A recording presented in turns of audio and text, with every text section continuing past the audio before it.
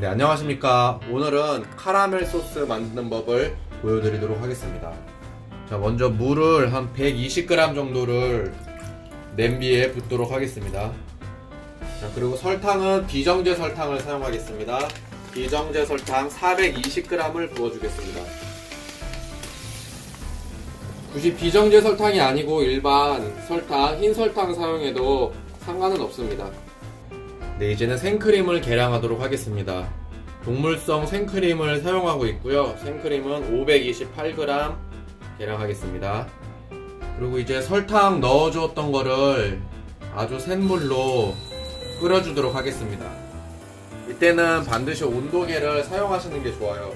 이 카라멜 만들 때는 설탕 녹는 게 중요하기 때문에 온도가 약 120도 정도 됐을 때까지 그대로 두셔야 됩니다. 그 전에 설탕을 저어주면은 설탕이 바로 응고되기 때문에 그런 현상을 방지하기 위해서 온도 재는 것은 필수입니다. 설탕이 끓여지는 동안 아까 계량했던 생크림을 렌지에 1분 정도 데워주겠습니다.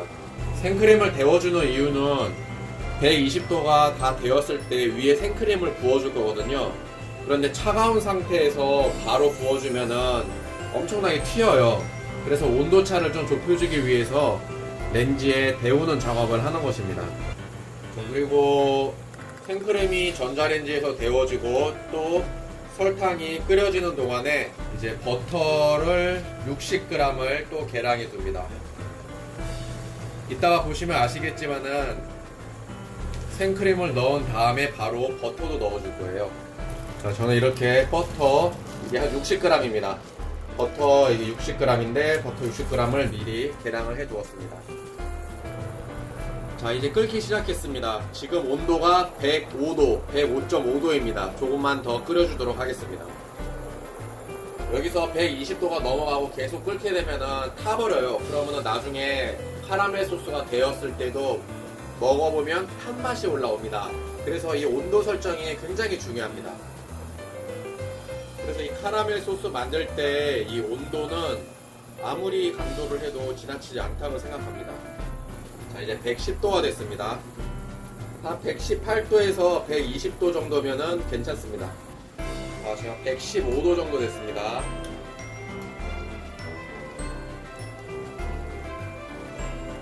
117, 118, 자, 됐습니다. 이렇게 118도 이상이 되면은 이제 불을 꺼주고요. 그 위에 데워뒀던 생크림을 다 부어줍니다. 그리고 이때부터 저어주시면 됩니다. 이때 저을 때도 설탕이 응고되는 현상이 일어날 수가 있어요. 그런데 개의치 마시고 계속 저어주세요. 그리고 좀 저은 다음에 다시 불을 켜시고 가장 센 불로 맞춥니다. 그리고 계속 저어주십시오. 계속 저으면 설탕이 계속 풀어질 거예요. 설탕이 녹는 거를 직접 느끼실 수 있을 겁니다. 그래서 저어주시고요. 그리고 이제 버터를 넣도록 하겠습니다. 버터는 전 지금 한 번에 다 덩어리채로 넣었는데 사실 크게 상관은 없는데 가장 좋은 방법은 좀 잘라서 넣으면 더 좋아요. 그래야 이제 버터가 더 빨리 녹을 수 있거든요. 자, 그리고 이제 버터가 완전히 녹을 때까지 계속 저어줍니다. 그리고 다시 끓어오르기 전까지는 센 불로 하시다가요, 이제 끓어오르기 시작하면 그때부터는 약불로 바꿔주도록 합니다. 자, 이제 조금씩 끓어오르기 시작했습니다. 버터도 많이 녹은 상태이고요.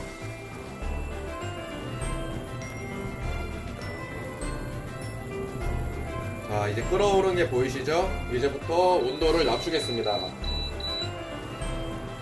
이때부터는 약불로 계속 저어주셔야 됩니다. 그럼 언제까지 저어주느냐? 사실 이것도 타이밍인데요. 좀 이따 보시면 아시겠지만 어느 정도 점성이 생기고 이제 걸쭉해지면은 완성된 것인데 그 타이밍 맞추는 게 저는 처음에 굉장히 어려웠어요. 조금만 더 끓이면은 탄맛이 올라오고 그렇다고 또 너무 끓여주지 않으면은 완전 물처럼 되고 그 카라멜 특유의 점성이 나오기까지 몇 번의 시행착오를 겪어서 이제 경험상 그리고 느낌상으로 이렇게 알 수 있는데요. 영상으로 제대로 나올 수 있을지 모르겠지만 여러분들도 몇 번 계속 해보셔야 합니다. 이렇게 약불로 저 같은 경우는 짧으면은 25분, 길면은 한 35분에서 40분까지 졸여주시면 됩니다. 시간차가 좀 나는 이유는 뭐 가스레인지나 저처럼 이런 휴대용 인덕션마다 불의 세기가 다르기 때문에 어떤 도구를 사용하느냐에 따라서 많이 해보셔야 합니다. 그리고 계속 저어주시다가 이제는 소금을 넣도록 하겠습니다. 소금은 한 2스푼 정도, 완전히 꽉 채운 1스푼은 아니고요, 적당히 2스푼 정도 넣어주시면 됩니다.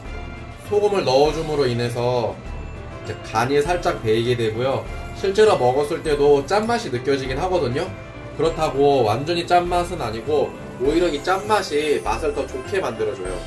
그래서 굉장히 부드러우면서 간도 살짝 배이고 그런 맛있는 카라멜 소스를 만들 수 있습니다. 지금은 버터, 소금, 그리고 설탕 모든 게 완전히 녹은 상태입니다. 이제 계속 저어주면서 점성을 확인하면서 끓여주기만 하면 완성입니다. 여기서 중요한 것은 좀 빨리 해야 되겠다 싶어서 불을 갑자기 확 높이시면은 실수할 확률이 높아집니다. 왜냐하면 한순간에 바로 끓기 때문에 금방 타버려요. 정말 저도 처음에 카라멜 소스 할 때 태웠던 경우가 굉장히 많았어요. 심지어 그렇게 태운 것 같지도 않았는데 먹어보면은 탄맛이 나는 거예요. 그리고 이것을 나중에 냉장 보관하게 될 텐데 냉장 보관하게 되면은 또 살짝 굳게 됩니다. 그렇기 때문에 또 완전히 너무 점성이 많게 하면 안 돼요. 저도 얘기하면서 굉장히 뭐 어떻게 하려는 거야 뭐 이런 느낌이 좀 들기도 하는데, 일단 영상으로나마 최대한 어느 정도까지 끓여야 되는지를 보여드리도록 하겠습니다. 자, 다시 한번 또 끓어오르기 시작했습니다. 이제 더 약불로 줄여주겠습니다. 일단 제 휴대용 인덕션 기준으로는 10단계가 제일 센 불인데요. 처음에 10단계로 하다가 그 다음에 6, 5, 4, 3, 2, 1 이런 식으로 저는 줄여주고 있습니다.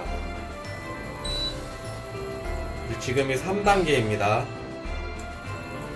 자, 이렇게 또 3단계에서 계속 끓이다 보면은 어느 순간 또 끓는 점에 도달해서 다시 끓어오르게 됩니다. 그럼 다시 화력을 낮춰줍니다.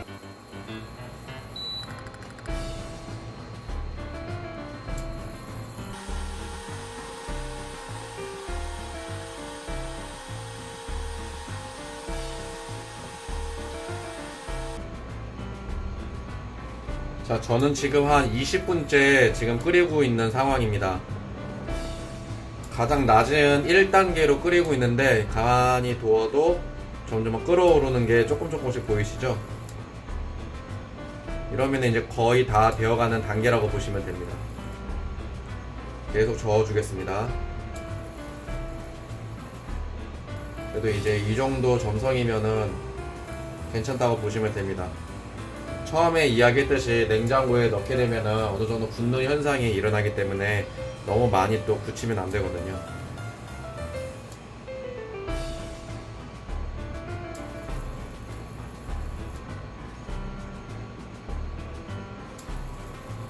카라멜 소스 사용하는 방법은 뭐 다양합니다. 기본적으로 당연히 카라멜 마키아토나 뭐 카라멜 라떼 이런 음료에는 무조건 들어가게 되고요.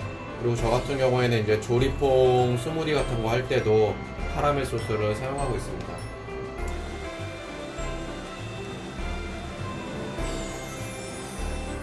이렇게 해서 저었다 보면은 이제 점성이 생겨서 뭐랄까요, 뭔가 좀 이렇게 껄쭉한 그런 느낌이 나요.